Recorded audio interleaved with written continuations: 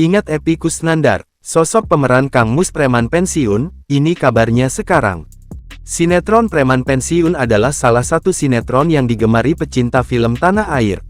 Salah tokoh yang kerap disorot adalah Muslihat atau Kang Mus yang diperankan oleh Epy Kusnandar. Namun sayang, nama Epy Kusnandar kini mulai jarang terdengar. Lantas bagaimana kabarnya sekarang? Menilik akun Instagram pribadinya, Epy Kusnandar dikabarkan sudah beralih profesi menjadi penjual ayam kremes. Ia berjualan melalui warungnya yang Epy beri nama Warung Sambal Dadak.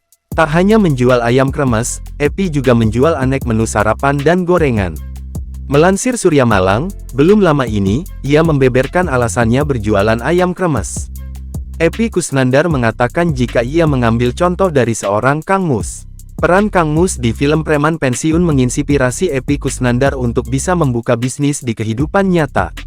Epy Kusnandar mengaku, Kang Mus merupakan sosok yang gigih menjalankan bisnis. Walaupun banyak halangan dan rintangan, Kang Mus tetap semangat menjalani bisnisnya. Melansir dari tribunNewsWiki.com, Epy Kusnandar menamatkan pendidikan SMA-nya tahun 1983.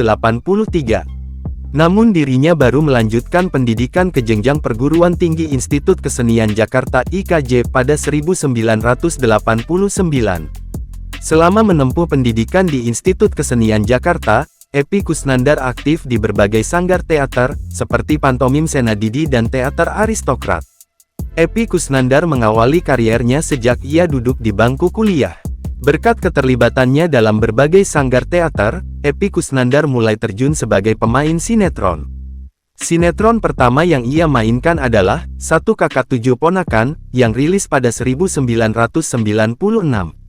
Setelah itu tawaran untuk bermain sinetron pun mulai banyak berdatangan.